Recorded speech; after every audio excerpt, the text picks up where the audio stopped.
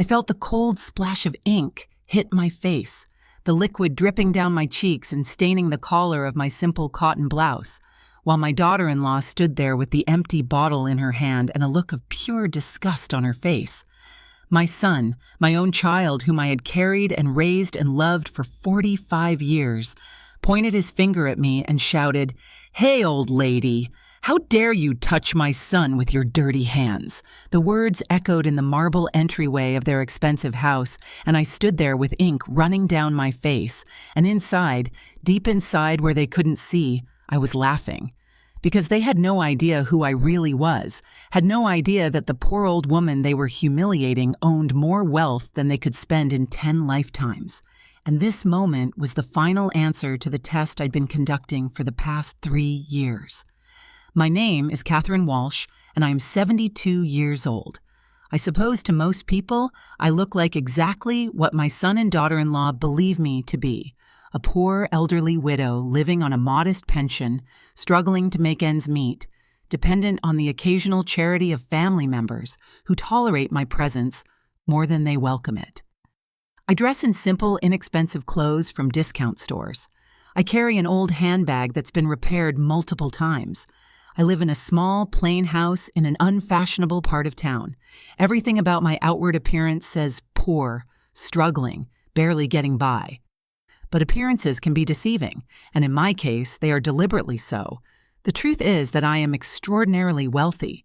My late husband, James Walsh, built a technology company in the early days of personal computing, and when he sold that company 15 years ago, just 2 years before his death from cancer, the sale brought in $450 million.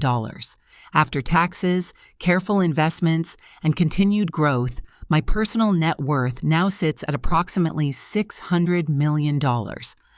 I own commercial properties, stock portfolios, bonds, and stakes in several successful businesses. I could buy my son's house 50 times over without making a dent in my accounts. I could solve every financial problem he's ever had with a single transfer of funds that would represent less than 1% of my total wealth. But he doesn't know any of this. Neither does his wife, Melissa, and that ignorance has been entirely intentional on my part. James and I made our fortune relatively late in life. We'd spent decades working hard, raising our son Andrew, living modestly even as the business grew, never quite believing that the success was real or that it would last. When the sale finally happened, when we suddenly had more money than we could possibly need, we made a decision together. We would live simply. We would give generously but quietly. And we would test whether the people in our lives, especially our own son, loved us for who we were or for what we had. James died before we could complete that test.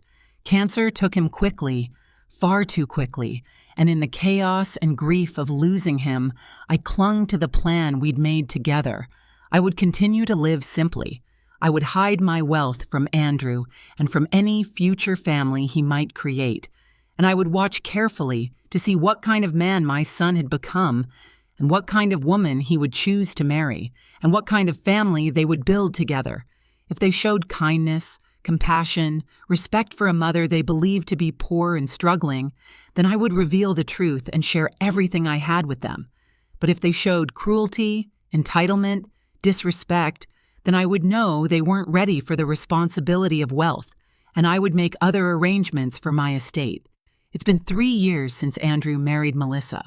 3 years of careful observation, 3 years of enduring treatment that has ranged from cold indifference to outright cruelty, 3 years of watching and waiting and hoping they might surprise me, might show some spark of decency that would justify giving them access to the fortune they don't know exists. Andrew was a sweet child, or at least that's how I remember him.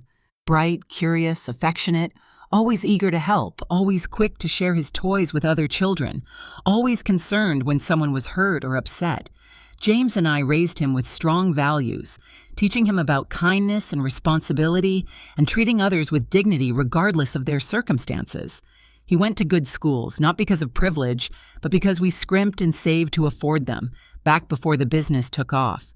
When the money came, Andrew was already in college, already formed as a person, already on his path to adulthood. We didn't spoil him with it. We helped with his education, yes, but we didn't hand him everything. We wanted him to build his own life, to find his own success, to not be defined or corrupted by his parents' late-in-life fortune. Andrew became a sales manager at a pharmaceutical company. He did well, made good money by normal standards, enough to afford a nice apartment and a comfortable life. When he met Melissa at a company event, I was cautiously optimistic. She seemed pleasant enough on the surface, educated, professional, attractive. They dated for a year before getting engaged, and during that time, I noticed small things that concerned me. The way Melissa would scrunch up her nose at my modest house when they visited. The way she'd steer conversations away from me, as if my presence was an embarrassment. The way she'd make comments about upgrading Andrew's life, helping him network with wealthier people, positioning him for better opportunities. But I told myself these were just the ambitions of a young woman. Nothing inherently wrong with wanting success and nice things. I held my tongue and continued to play my role as the modest widow with limited means. The wedding was my first real test. I offered to contribute what I could to the costs, suggesting I could manage perhaps $2,000, a sum that was significant for a woman of supposedly modest means. Melissa had looked at my offer with barely concealed contempt and told me not to worry about it, that her parents would cover everything, that they didn't need my charity. The way she said charity stung, making it clear she saw my offer as pathetic rather than generous within the context of what she believed were my limited resources. I wasn't invited to help plan the wedding. I wasn't consulted about any decisions. I was given a date, a time, and a location, and that was the extent of my involvement in my only son's wedding. At the ceremony, I was seated in the back row, far from the family section where Melissa's parents and siblings sat prominently. Several guests assumed I was a distant relative or a family friend, not the groom's mother. Andrew didn't correct them. After the wedding, their visits became less frequent, once a month, then once every few months, then only on major holidays. When they did visit, it was always brief and felt obligatory, like they were checking a box on a list of duties rather than actually wanting to spend time with me. Melissa rarely spoke to me directly, addressing most of her comments to Andrew as if I wasn't in the room. If I offered them food or drinks, she'd often refuse in a way that implied my offerings weren't up to her standards. When they announced Melissa was pregnant 2 years into their marriage, I was overjoyed. A grandchild. The thought of holding a baby again, of having a new generation to love and spoil and connect with, filled me with a happiness I hadn't felt since James died. I knitted blankets and booties, prepared a room in my house for visits, imagined all the moments we'd share as grandmother and grandchild. But those moments never came. When Thomas was born, I was informed by text message 3 hours after the delivery. I rushed to the hospital, eager to meet my grandson, but I was told at the nurses' station that the family had requested no visitors except for Melissa's parents. I stood in that hospital corridor, holding the baby gifts I'd brought, and I felt something crack inside me. But I swallowed my hurt and went home, telling myself they were just overwhelmed, that new parents needed space, that things would get better once they'd adjusted.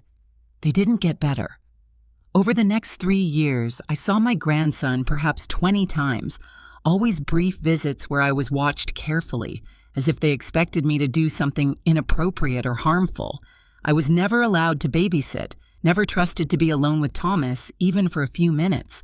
Melissa watched me like a hawk whenever I interacted with him, ready to swoop in and intervene if I did anything she deemed wrong. And I noticed other things too, things that told me exactly what they thought of me and my worth. The way they'd time their visits around meal times, but never offer to take me out to eat or to bring food to share. The way they'd accept the modest gifts I gave Thomas, gifts carefully chosen to not exceed what a poor woman could afford, with barely a thank you, and often with comments about how Thomas already had so many toys. The way Andrew would borrow money from me, always with promises to pay it back soon, but never actually returning what he'd borrowed. I gave him money because I wanted to see what he'd do with it. Would he pay it back, showing integrity even when dealing with a mother he thought had little to spare? Or would he simply take it, feeling entitled to whatever assistance I could provide? Over 3 years, I loaned him nearly $15,000 in small amounts, carefully tracking each loan. He'd never repaid a single dollar, but I endured all of this, swallowed all the small cuts and casual cruelties because I was still hoping they might change, might show me the kindness and respect that would prove they were worthy of knowing the truth about my wealth. I was hoping they'd surprise me, show me I'd been wrong to doubt them. Then came the day with the ink, and I finally had my answer.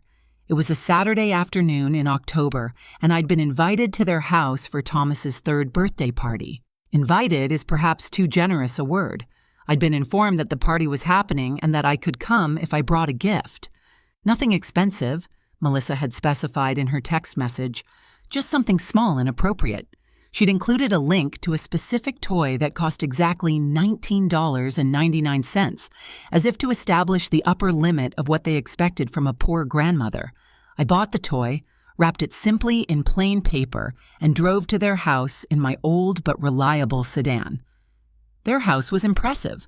A 4-bedroom colonial in an upscale suburban neighborhood, financed with a mortgage that Andrew had complained about many times, noting how expensive their monthly payments were and how they struggled to afford the lifestyle Melissa insisted on maintaining.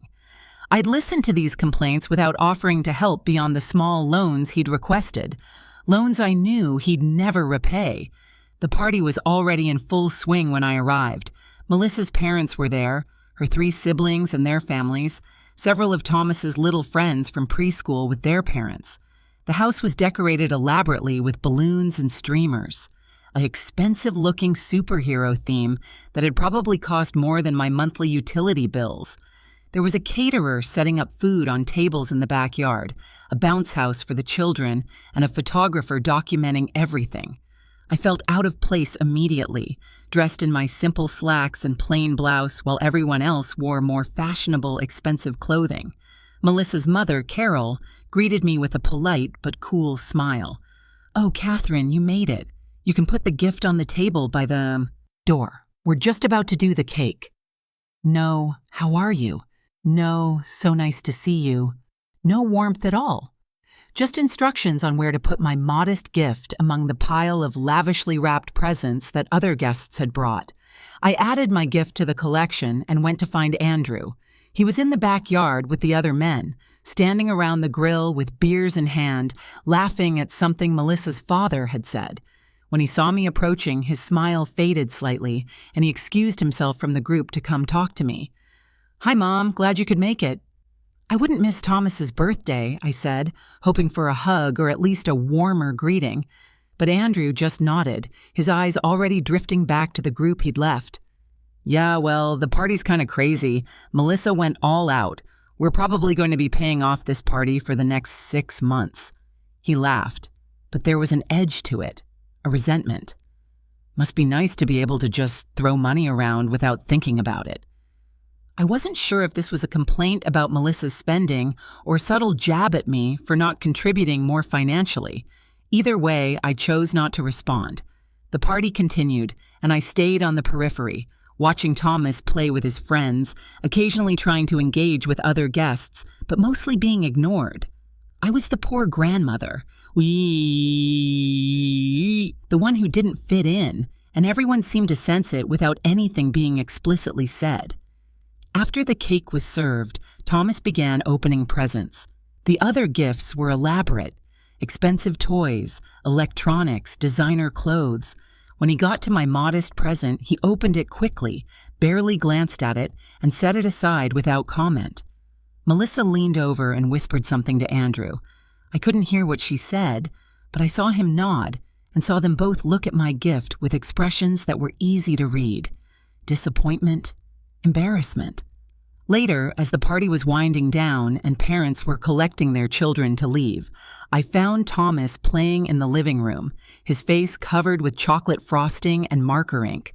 Some of the children had been playing with markers, drawing pictures, and Thomas had somehow gotten ink all over his hands and face. I approached him with a tissue from my purse, maternal instinct kicking in, wanting to clean his face before his mother saw and became upset. "Let me help you, sweetheart," I said gently, reaching out to wipe the ink from his cheek.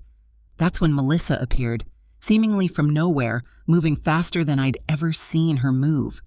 "Don't touch him," she shouted, and before I could pull back, she grabbed my hand and shoved it away roughly.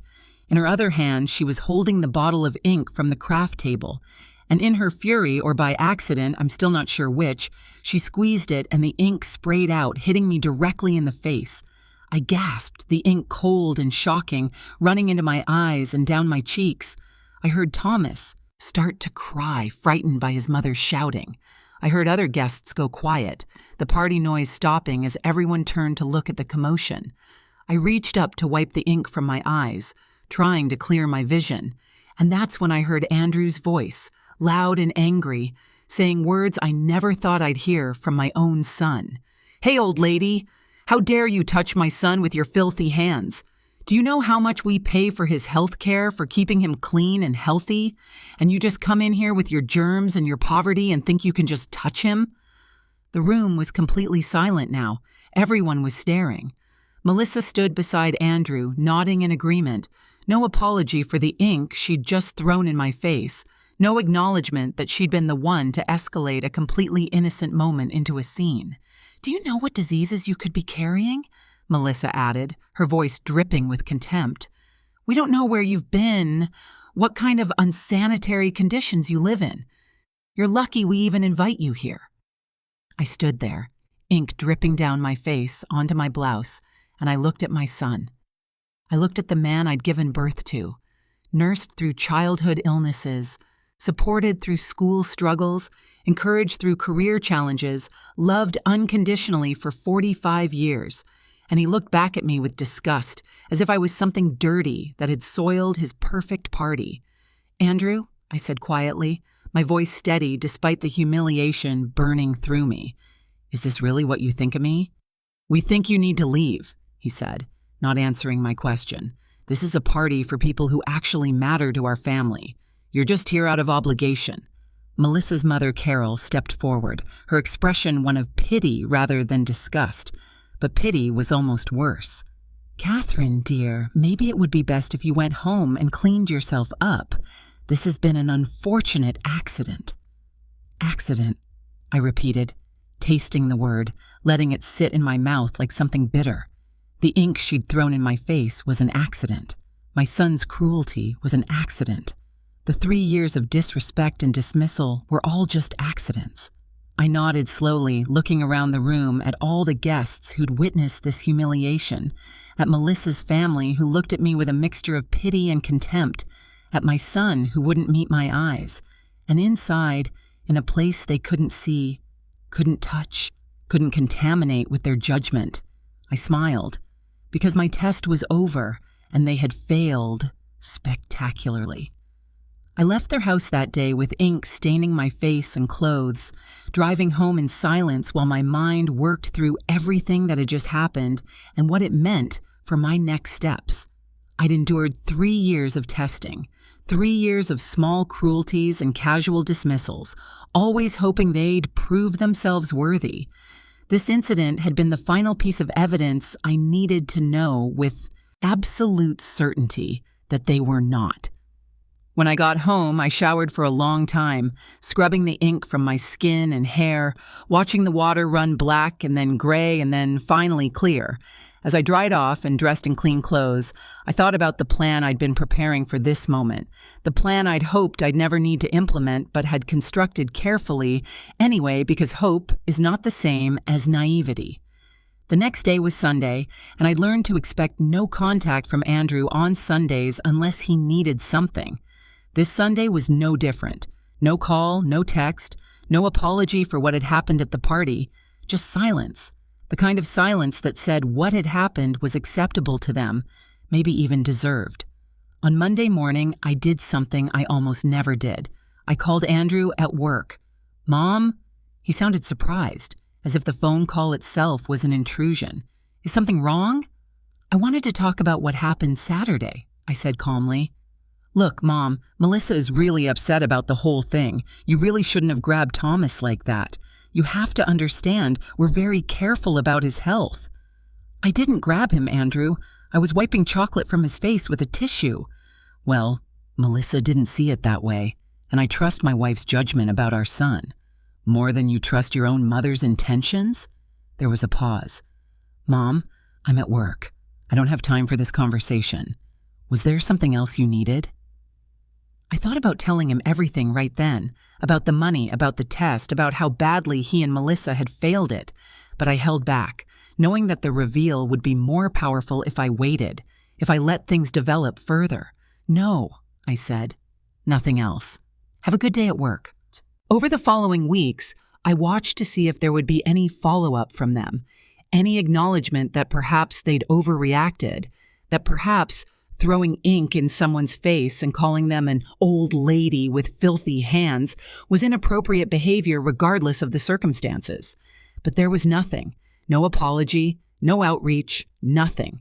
Instead, about 2 weeks after the birthday party, I received a text message from Melissa. It was short and to the point. We need some help with Thomas's daycare costs. Can you contribute $200 a month? We're really struggling. I stared at that message for a long time. They'd humiliated me publicly, had treated me with contempt, had made it clear I was barely tolerated in their lives. And now they wanted money. Not a loan this time, which at least carried the pretense of eventual repayment, but an ongoing monthly contribution. They wanted me to pay for the privilege of being excluded from my grandson's life. I responded with a simple, "I'll think about it." But I had no intention of giving them anything. Instead, I started documenting everything more carefully. I made a detailed list of every instance of disrespect, every small cruelty, every broken promise to repay loans, every humiliation they'd subjected me to. I compiled photos from the birthday party that other guests had posted on social media, including several that clearly showed ink on my face and my distressed expression. I saved every text message, every email, every piece of evidence that demonstrated the pattern of their behavior toward me. Then I did something else. I started visiting them more frequently, showing up unannounced, pushing myself into their lives in ways I normally wouldn't, specifically to see how they'd react when I was more present, more demanding of their attention and time. The first unannounced visit happened on a Wednesday evening. I rang their doorbell around 6 o'clock, knowing it was dinner time, carrying a casserole I'd made. Melissa answered the door, her expression immediately shifting to annoyance when she saw it was me. "Catherine, we weren't expecting you." "I know, dear. I was making dinner for myself and thought I'd make extra to share. May I come in?" She clearly wanted to say no, but Andrew appeared behind her, and he waved me in with forced politeness. "Sure, Mom, come on in." I went to the kitchen and started to plate the casserole, acting as if I belonged there, as if this was a normal thing for a grandmother to do. Melissa stood in the doorway, arms crossed, watching me with barely concealed irritation. "We already ordered takeout," she said, "but thanks anyway." "Oh, that's fine. This will keep. You can have it tomorrow." I smiled at her, that sweet grandmother smile, and I saw her jaw tighten with frustration at not being able to openly reject my offering without appearing rude. Andrew tried to mediate. "Thanks, Mom, that's really thoughtful, but we're kind of in the middle of things. Here, Thomas has homework to do, and we've got a busy evening." "Homework? He's 3. Preschool homework? They're very advanced at his school."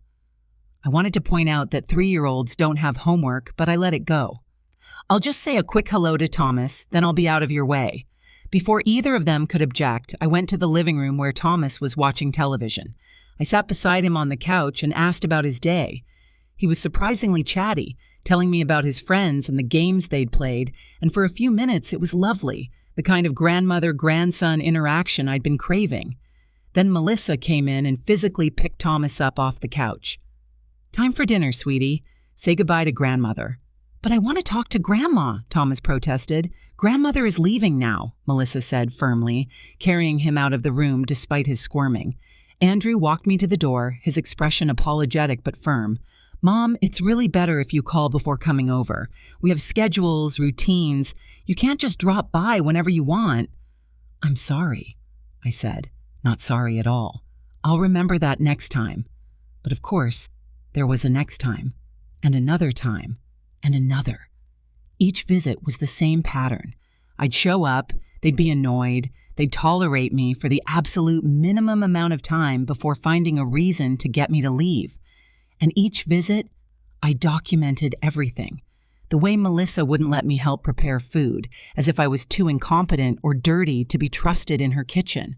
The way Andrew would glance at his watch repeatedly while I was there. The way Thomas would light up when I arrived, but would be whisked away before we could have any real time together. During one visit in November, about 2 months after the ink incident, I noticed they'd hung a large family portrait in their entryway. It showed Andrew, Melissa, Thomas, and both of Melissa's parents. The photo was beautifully framed, professional quality, clearly expensive. I was not in it, of course. I wasn't considered family in the way that mattered to them. "That's a lovely photo," I said, looking at it. "We had it taken in September," Melissa said, "for our holiday cards."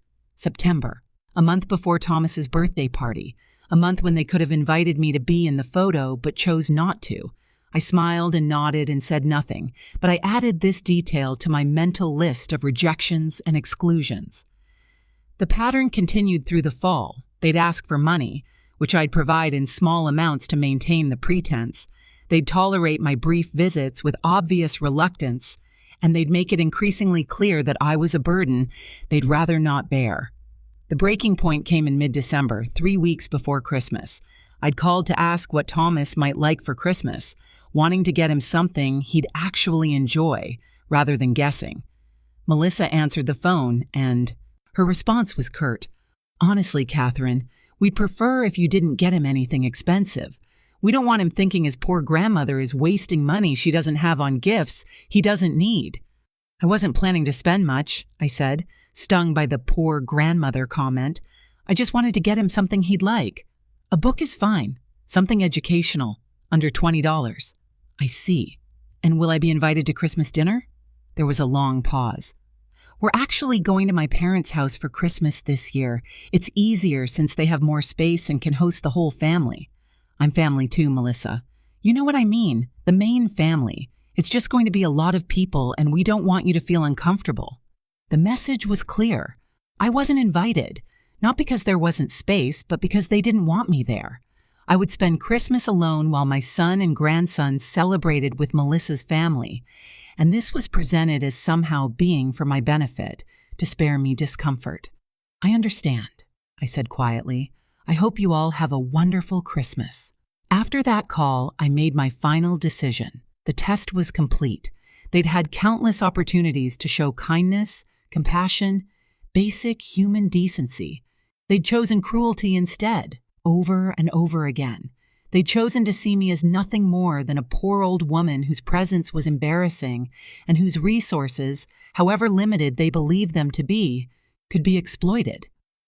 I spent Christmas alone, as they'd intended, but I spent it planning the exact moment, the exact method, the exact words I'd use to reveal who I really was and to let them understand what they'd lost through their own cruelty and greed. The revelation came from an unexpected source, and it happened in January, about 4 months after the ink incident. I received a phone call from Andrew, his voice more animated than I'd heard it in years. "Mom, you're not going to believe this. I got headhunted for a massive job opportunity, VP of sales at a major tech company, 6-figure salary, stock options, the whole package." But here's the crazy part. During my interviews, they kept mentioning that they knew my father had been in tech, that they'd been following his career. I had to explain that Dad worked in construction, that I think they had me confused with someone else. I felt my heart rate increase. This was dangerous territory. What did they say? They showed me old articles about Walsh Technologies. Dad's name, his face, and some of the old press photos from the company sale. Mom, why didn't I know about this? Did Dad have some connection to Walsh Technologies that I didn't know about? I closed my eyes. The secret was starting to unravel. Not because I'd revealed it, but because Andrew's potential employers had done their research and made connections he'd never thought to investigate. Your father built Walsh Technologies, I said, quietly. He founded it, grew it, and sold it a few years before he died. He didn't talk about it because he wanted you to build your own success, not to ride on his accomplishments. The silence on the other end was absolute. Then, he sold Walsh Technologies. That sale was for over $400 million. That was Dad? Yes. And you? You've been living like you're poor. You've been borrowing money from me. You've been acting like you can barely afford things. Why? I wasn't borrowing money, Andrew. You were borrowing from me, and you never paid any of it back. I was watching to see what kind of person you'd become. What kind of person I'd become? What does that even mean? It means I wanted to see if you'd treat your mother with kindness and respect when you thought she had nothing to offer you financially. And now I have my answer. This is insane. You're telling me you've been lying to me for years? Playing some kind of sick test? I'm telling you that I've been seeing who you really are without the distraction of money. And who am I, Mom? Who did your little test reveal me to be? Someone who throws ink in his mother's face and calls her a filthy old lady. Someone who borrows money and never repays it. Someone who excludes his mother from his son's life because he's embarrassed by her perceived poverty. Someone who married a woman who treats me with contempt. That's who you are, Andrew. And now that you know about the money, we both know that's about to change, isn't it? Another long silence. When he spoke again, his voice was different, calculated. Mom, look, I know Melissa and I haven't been perfect, but we've been under a lot of stress, financial stress. If we'd known you had resources, things would have been different. That's exactly the problem, Andrew. Things would have been different. You would have treated me better if you thought I was wealthy. That tells me everything I need to know about your character. That's not fair. You deliberately deceived me. I lived modestly and privately, as was my right. You assumed I was poor and treated me accordingly. Those were your choices, not mine. So what happens now? Are you going to punish me by cutting me out of your will? Is that what this is about? I haven't decided what I'm going to do, but I needed you to know that I see you, Andrew. I see exactly who you've become, and I'm very disappointed. I hung up before he could respond. My hands were shaking, adrenaline flooding my system. The secret was out, not in the way I'd planned, but out nonetheless. Now I had to wait to see what they'd do with this information, how they'd react to learning that the poor old lady they'd been mistreating was actually worth more than $500 million. I didn't have to wait long. Within 2 hours of my phone conversation with Andrew, I received a call from Melissa. Her voice was sweet, syrupy, so different from the cold contempt I'd become accustomed to that it would have been comical if it weren't so transparent. Catherine! Oh my goodness! Andrew just told me the most amazing news about your late husband's company. I can't believe we didn't know about this. We feel terrible about how we've treated you. We'd love to have you over for dinner tonight to talk about everything. Can you come? I don't think so, Melissa. Please? I want to apologize. In person, for everything. I know I haven't been the daughter-in-law you deserved, and I want to make it right. What exactly do you want to make right? The ink you threw in my face? The times you refused to let me see my grandson? The Christmas you excluded me from? Which of those things are you sorry for? All of it, everything. I was wrong. Please, Catherine, give us a chance to show you we can be better. I wanted to say no. I wanted to tell her it was too late, that she'd revealed her true nature and no amount of apology would change what I'd seen. But I was curious. I wanted to see exactly how they'd behave now that they knew about the money. Would they at least be honest about their change of heart, or would they try to pretend their sudden affection was genuine? I'll come for dinner tomorrow, I said. 6 o'clock. Perfect. We'll have your favorite meal prepared. Thank you so much for giving us another chance. I spent the next day preparing, not a meal, but my strategy. I called my attorney, a sharp woman named Patricia Stern, who'd been managing my estate for 10 years. I explained the situation, told her about the 3 years of testing, about Andrew's recent discovery of my wealth, and about the sudden change in behavior. What do you want to do? Patricia asked. I want to see if they're capable of genuine change or if this is just an act motivated by greed. And I want to protect myself legally in case they try to take advantage now that they know about the money. I can help with that. Let's set up some safeguards. We spent hours on the phone, establishing new accounts, creating legal barriers that would prevent Andrew or Melissa from accessing my wealth without my explicit consent, drafting documents that would clearly establish my mental competency in case they tried to challenge my decisions later. By the time we finished, I felt armored, protected, ready for whatever manipulation they might attempt. The next evening, I drove to their house for dinner. I dressed more nicely than usual, no longer constrained by the need to appear poor, and I drove my other car, the luxury sedan I'd kept garaged during the 3 years of testing. When I pulled into their driveway, I saw Andrew and Melissa watching from the window, their expressions unreadable. Andrew opened the door before I could knock, and his smile was so broad it looked painful. "Mom, come in, you look wonderful!" Melissa was right behind him, and she actually hugged me, the first time she'd ever made physical contact that wasn't hostile. "Catherine, it's so good to see you. I've been cooking all day. I hope you're hungry." The house smelled amazing, and I could see they'd made an effort. The table was set beautifully with candles and flowers. There was music playing softly in the background. It looked like the kind of dinner you'd have for someone important, someone whose presence was valued and welcomed. It looked like the dinner I'd hoped they'd give me 3 years ago just because I was family. Thomas ran up to me, his little face lit up with genuine joy. "Grandma, Mommy said you're rich." "Thomas," Melissa's voice was sharp with embarrassment, "we don't talk about that." "It's okay," I said, kneeling down to his level. "Your mommy's right that I have some money, but what's more important is that I'm your grandma and I love you very much." Thomas hugged me, his small arms tight around my neck, and for a moment, I felt my resolve waver. This child was innocent in all of this. He'd been kept from me not by his own choice, but by his parents' decisions. Whatever happened next, I needed to make sure Thomas didn't suffer for his parents' mistakes. We sat down to dinner, and it was everything Melissa had promised. An elaborate meal with my supposed favorite dishes, though I noticed she'd had to ask Andrew what those were, proving she'd never bothered to learn them herself in 3 years of marriage. The wine was expensive. The conversation was carefully steered toward pleasant topics. They asked about my health, my interests, my life, questions they'd never bothered to ask before. About halfway through the meal, Andrew cleared his throat. "Mom, I want to apologize. Truly apologize. Melissa and I have been talking, and we realize we've treated you terribly.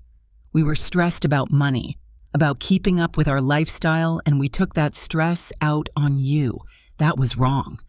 Very wrong," Melissa added, reaching across the table to touch my hand.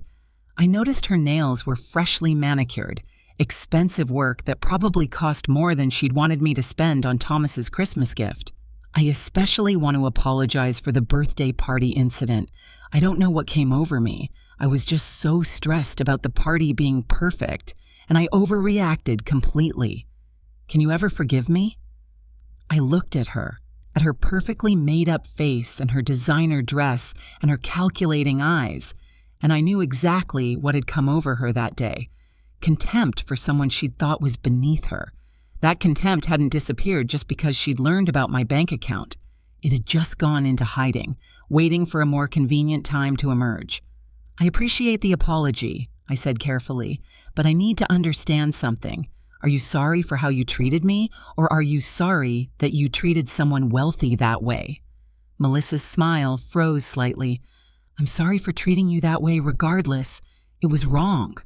"But would you have done it if you'd known about the money?" "Of course not." Her answer came too quickly, too emphatically. "So the money makes a difference in how I deserve to be treated?" Andrew intervened. "Mom, that's not what she means. What Melissa's trying to say is that we should have treated you better all along, and we're sorry we didn't." "Actions speak louder than apologies, Andrew. You've had 3 years to treat me well. You chose not to. We want to make it up to you," Andrew said, and there it was, the transition I'd been expecting. We've been thinking about how we can be a better family, how we can include you more in our lives, how we can let you be the grandmother you've always wanted to be to Thomas. "That sounds wonderful," I said neutrally. What did you have in mind? Melissa jumped in eagerly.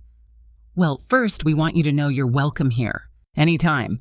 No more calling ahead, no more limited visits. This is your grandson's home, and you should feel free to come and go as you please. And we'd love your help with Thomas, Andrew added.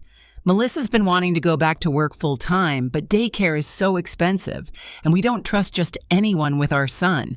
If you were available to help with childcare, that would be amazing. I see. So you'd like me to provide free childcare now? Not free, Melissa said quickly. We compensate you, of course. Not as much as we'd pay a regular nanny because you're family, but something fair. I almost laughed. They wanted to pay me, the woman worth over $500 million, less than minimum wage to watch their child, and they were presenting this as doing me a favor. What else? I asked. Andrew looked uncomfortable. Well, there's the matter of the loans I've taken from you over the years. I want to pay those back, every penny, with interest. That would be the ethical thing to do. The thing is, Mom, with my new job, my salary is going to be great, but it'll take a few months to get there, and we're in a bit of a financial hole right now. The credit cards are maxed out, we're behind on the mortgage, and Melissa's car needs replacing. So we were hoping maybe you could help us get caught up. As a loan, of course. We'd pay you back as soon as the paychecks start rolling in. There it was, the real reason for this dinner, for the apologies, for the sudden warmth and inclusion. They wanted money. They wanted me to bail them out of the debt they'd accumulated trying to maintain a lifestyle they couldn't afford. And they were framing it as giving them a chance to prove themselves, as helping family. How much do you need? I asked. Andrew and Melissa exchanged glances. Probably around $50,000, Andrew said. That would clear the credit cards, catch up the mortgage, and get Melissa a decent used car. $50,000, I repeated. After 3 years of treating me like I was worthless, after throwing ink in my face and calling me a filthy old lady, after excluding me from Christmas and limiting my contact with my grandson, you want me to give you $50,000. It's not a gift, Mom. It's a loan. We'd pay you back. Like you paid back all the other loans? Andrew had the grace to look ashamed. I know, I haven't been good about that, but this is different. This is a fresh start for all of us, a chance to be a real family. A real family, I said slowly. Tell me, Andrew, what would this real family look like if I didn't have money? What if I actually was the poor old woman you thought I was? Would you still want me around then? The silence was heavy and uncomfortable. Thomas, sensing the tension, had stopped eating and was looking between the adults with confused eyes. Mom, that's not a fair question, Andrew finally said. You do have money, we can't pretend you don't. But that's exactly what I'm asking you to do. Pretend I don't. Show me that you can treat me with basic human decency regardless of my bank account. Prove to me that your sudden affection is about loving your mother, not about accessing her wealth. Melissa's facade cracked slightly. Catherine, I understand you're hurt, but you also have to understand that you lied to us for 3 years. You let us struggle financially while you sat on hundreds of millions of dollars. That's cruel, too. I didn't lie. I simply didn't volunteer information about my private finances, which is my right. You formed assumptions based on appearances, and you treated me according to those assumptions. That was your choice. So what do you want from us? Andrew asked, frustration creeping into his voice. What do we have to do to prove we're worthy of your money? I don't want you to prove you're worthy of my money, Andrew. I want you to prove you're worthy of my love and respect, regardless of money. That's what you failed to understand. I don't need your sudden affection now that you know I'm wealthy. I needed your basic decency when you thought I was poor. We can give you that, Melissa said desperately. We can be better. Just give us a chance. Help us out of this financial hole and we'll show you we can be the family you deserve. I looked at them both, at their anxious faces, at the desperation barely concealed beneath the veneer of apology and warmth. They were in trouble, real financial trouble, and they saw me as their salvation, not because they loved me, but because they needed me. I need to think about this, I said, standing up from the table. Thank you for dinner. It was lovely. Mom, wait, Andrew started. I said I need to think about it. I'll be in touch. I said goodbye to Thomas, who hugged me again, and I left before they could pressure me further. As I drove home in my luxury car, I thought about what I'd seen that evening. The performance of affection, the calculated apologies, the transparent attempt to manipulate me into opening my wallet. They hadn't changed. They'd simply adjusted their strategy. And now I needed to decide what to do about it. 2 weeks passed. During that time, Andrew called me daily, texting when I didn't answer, leaving voicemails that ranged from apologetic to frustrated to desperate. Melissa sent flowers to my house with a card that said, "We miss you." They even had Thomas call me, his little voice saying, "I love you, Grandma," in a way that was clearly coached. But I didn't respond to any of it. I needed them to sit with the uncertainty, to wonder if their request for money would be granted or denied, to show me how they'd behave when they couldn't control the outcome. And then I received a letter, delivered by courier, from an attorney I'd never heard of. The letter informed me that Andrew and Melissa Hayes were formally requesting financial support from me as per their rights as my only child and daughter-in-law, and that if I refused, they would pursue legal action to establish my mental incompetency and seek conservatorship over my estate. I read the letter 3 times, each time feeling a cold fury building in my chest. They were threatening to have me declared mentally incompetent because I hadn't immediately handed over money. They were trying to take everything I had by force because I wouldn't give it willingly. I called Patricia Stern immediately. "They're moving against me. I saw. They copied me on the letter. It's a bluff, Catherine. They have no grounds to challenge your competency. The psychiatric evaluation we had done last month shows you're completely sound. Any judge would throw this out immediately. But they're willing to try. They're willing to publicly claim their mother is senile because she won't give them money. Yes, which tells you everything you need to know about their character." Patricia was right. This wasn't just greed. This was cruelty. This was a willingness to destroy me, to humiliate me publicly, to steal everything I had if I wouldn't voluntarily hand it over. "I want to call a family meeting," I said. "All of us, together, with you present as my attorney. I'm ready to settle this once and for all." "Are you sure? Once you show them your hand, there's no going back." "I'm sure. Set it up for this Saturday. Their house, 10 in the morning. And Patricia? Bring everything. Every document, every piece of evidence, every legal protection we've established. They want to play hardball. Let's show them what that really means."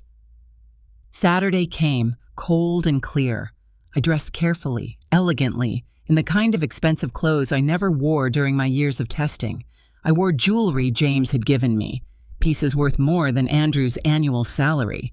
I wanted them to see me not as the poor old lady they'd mistreated, but as the wealthy woman they'd tried to manipulate and then threaten. Patricia met me in their driveway, carrying a briefcase full of documents.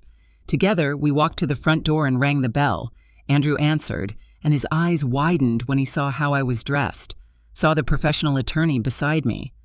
"Mom, this seems very formal." "It is formal, Andrew. You made legal threats. I'm responding with legal authority. May we come in?" They'd set up in the dining room, and I noticed they'd hired their own attorney, a young man who looked nervous when he saw Patricia. He clearly knew who she was and knew he was outmatched. Melissa sat beside Andrew, her expression carefully neutral, but I could see the tension in her shoulders. We all sat down and Patricia began. "I'm here on behalf of my client, Catherine Walsh, to address the letter she received from your attorney regarding financial support and threats of competency evaluation. We're just trying to have a reasonable conversation about family obligations," Andrew's attorney began, but Patricia cut him off. "There will be no reasonable conversation about seizing my client's assets or having her declared incompetent. Mrs. Walsh has undergone comprehensive psychiatric evaluation within the last month. She is of completely sound mind. Any attempt to challenge her competency will fail and will result in significant legal costs for your clients." "Mom, come on," Andrew said, trying to sound reasonable. "Let's not make this a fight. We're family." "Are we?" I asked quietly. Because family doesn't threaten each other with legal action. Family doesn't try to steal from each other. Family doesn't throw ink in each other's faces. That was a mistake, Melissa started. It was a revelation, I interrupted. It showed me exactly what you both think of me, of family, of basic human decency. For 3 years I watched and waited, hoping you'd show me kindness. Instead, you showed me contempt. And when you learned about the money, you didn't apologize for your cruelty. You just tried to figure out how to exploit it. We made mistakes, Andrew said. We admitted that, but you set us up to fail. You deliberately deceived us. I lived my life privately. You made assumptions. There's a difference. Patricia pulled out a document. Mrs. Walsh has asked me to present you with her final decision regarding her estate. This is a legally binding document that outlines the distribution of her assets upon her death. She slid the document across the table. Andrew grabbed it eagerly, his eyes scanning the pages. I watched his expression change from hope to confusion to horror. This says you're leaving everything to charitable foundations, he said slowly. Every penny. And you're setting up a trust for Thomas that we can't touch until he's 35. That's correct, I said. The charitable foundations will do good work with the money. Organizations that help the poor, the elderly, the vulnerable. People who actually need help, not people who just want money to maintain a lifestyle they can't afford. You're cutting me out completely? Andrew's voice was rising. I'm your son. You're my son who called me a filthy old lady. You're my son who excluded me from his life because he was embarrassed by my perceived poverty. You're my son who tried to have me declared incompetent so you could steal my money.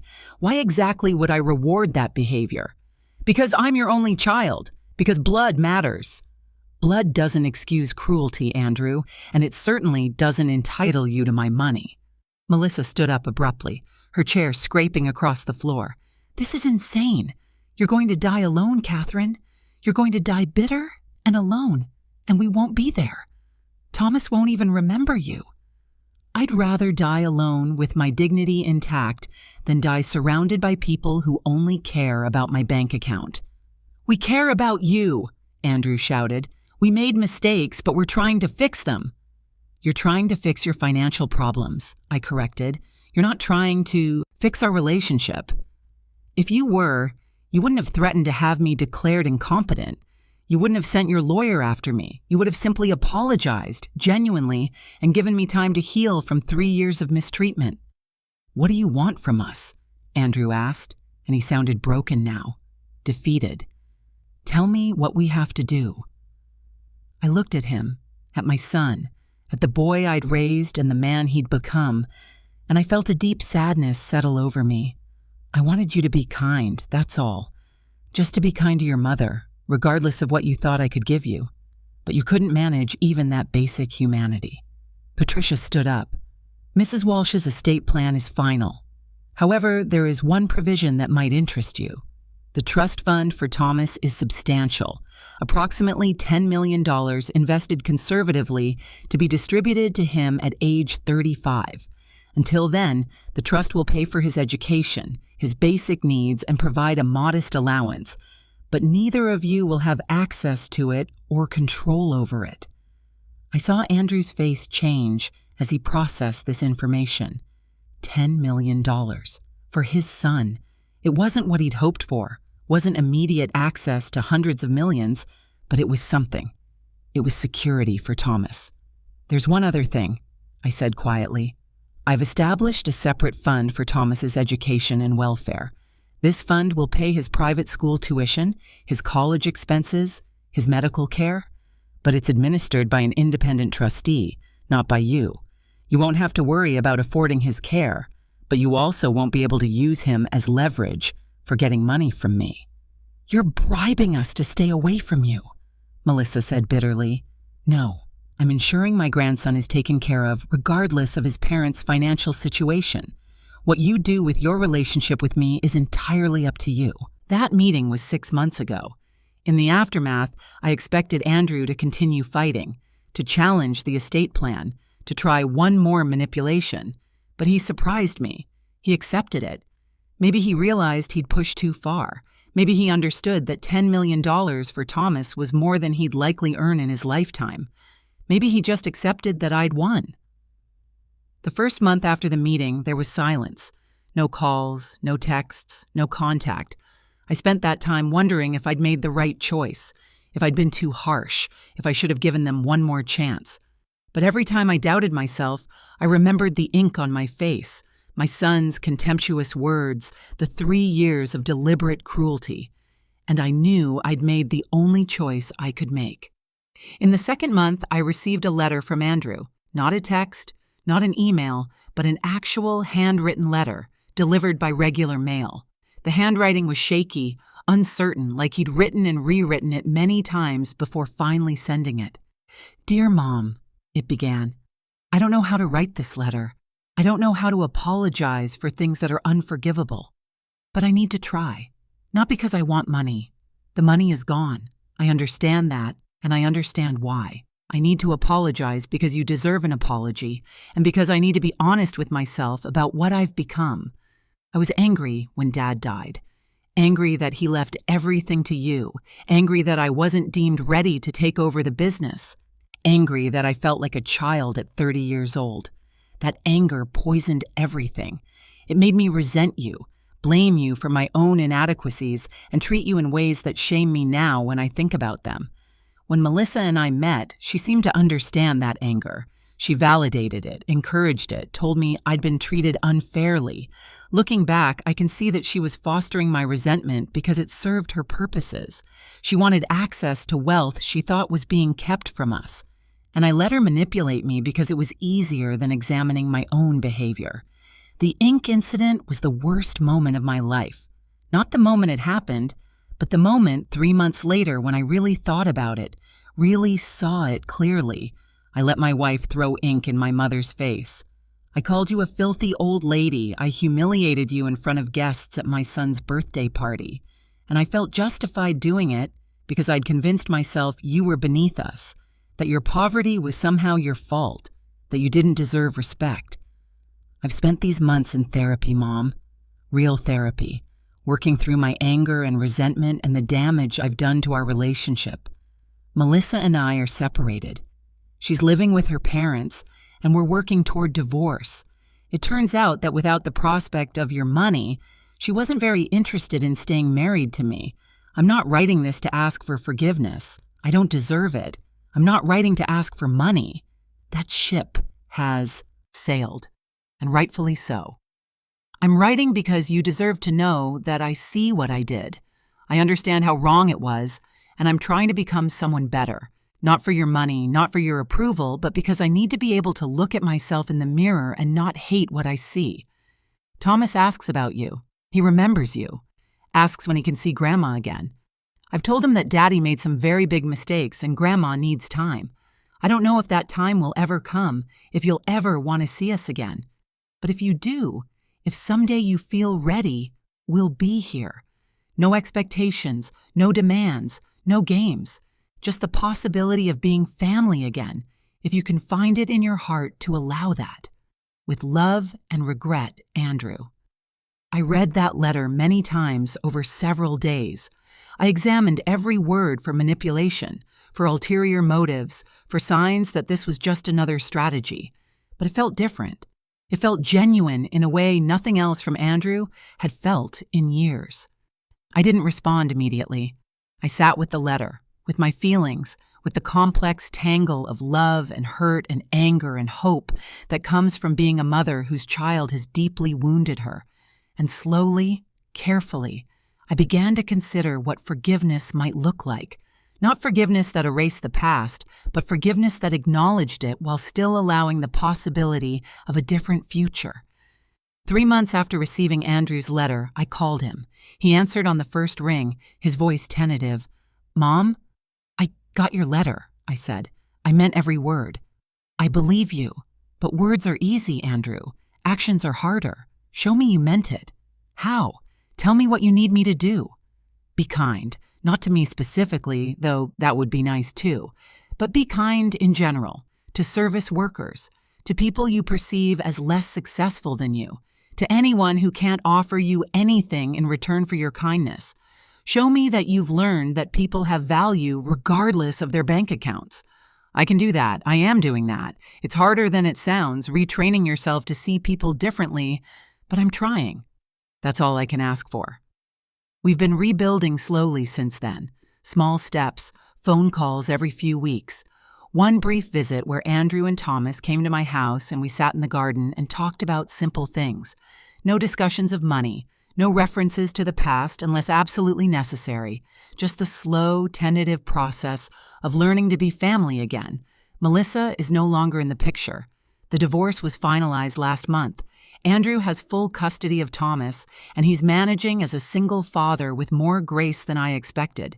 He sold the expensive house, moved into a modest apartment, adjusted his lifestyle to match his actual income rather than his aspirations. He's learning what I'd hoped he'd learned 3 years ago, that happiness doesn't come from impressing others or maintaining appearances. Last week, Thomas had his 4th birthday party. I was invited, genuinely invited, not as an afterthought or an obligation. The party was small, held at a park, with homemade cake and simple games. No caterer, no bounce house, no elaborate decorations. Just a father celebrating his son's birthday with the resources he actually had. I watched Andrew interact with the other parents and children, watched him help an elderly man find a bench to sit on, watched him thank the park workers who cleaned up after the party. Small acts of kindness that might seem insignificant, but that told me he was trying, genuinely trying, to be better. When it was time to cut the cake, Thomas insisted I sit next to him. "Grandma is the most important person here," he announced with the absolute certainty of a 4-year-old. "She has to sit by me." Andrew heard this, and his eyes met mine across the table, and I saw tears in them. Tears of gratitude or regret, or maybe just recognition of how close he came to losing this, to losing his mother and his son's grandmother over money that wouldn't have made him happy anyway. I still haven't changed my estate plan. The charitable foundations will still receive the bulk of my wealth. Thomas's trust fund remains substantial and protected. But I've been considering making a small addition, a provision that would provide some support to Andrew if he continues on this path of genuine change, if he proves over years, not months, that he's become the man his father and I tried to raise. But that's a decision for another day. For now, I'm focusing on rebuilding what was broken, on teaching my grandson about kindness and character, and on learning whether the relationship with my son can be salvaged from the wreckage of greed and cruelty that almost destroyed it. I'm 73 now. I've tested and been tested. I've been humiliated and vindicated. I've been hurt by the person I loved most in the world. And I've watched him struggle to become someone worthy of forgiveness. This emotional family drama has taught me that wealth is both a blessing and a curse, that it reveals people's true natures in ways that poverty never could. But more importantly, it's taught me that character matters more than money, that kindness costs nothing and is worth everything, and that sometimes the hardest test is not the one you give to others, but the one you give to yourself, when you have to decide whether to hold on to anger or reach for grace. I don't know how this story ends yet. Maybe Andrew continues to change and we rebuild something real. Maybe he backslides and I have to accept that some relationships can't be repaired. Either way, I know I made the right choice in testing them, in refusing to reward cruelty, in standing up for my own dignity even when it cost me the relationship with my only child. Because at the end of the day, I can look at myself in the mirror and know that I didn't enable behavior that would have destroyed Andrew's character and Thomas's future. I didn't give in to manipulation or threats. I didn't let money become more important than values. And that knowledge, that certainty that I acted with integrity, is worth more than all the wealth I've accumulated. As I sit in my garden today, watching the flowers bloom and thinking about the long, complicated journey that brought me here, I feel something I haven't felt in years. I feel peace. Not because everything is perfect, but because I know I did the best I could with an impossible situation. I protected myself. I protected my grandson's future, and I left the door open for my son to find his way back to the man he should have been all along. That's not a perfect ending, but it's a real one. And real-life stories don't always have perfect endings. They just have endings that we can live with, that allow us to sleep at night knowing we stayed true to our values even when it was hard. If you've ever felt judged for your financial situation, if you've had to test someone's true character, or if you've struggled with family members who valued your wealth more than your love, please share your story in the comments. And if this real-life story moved you, please like and subscribe for more emotional stories about family, betrayal, forgiveness, and finding your way through impossible choices. Thank you for listening.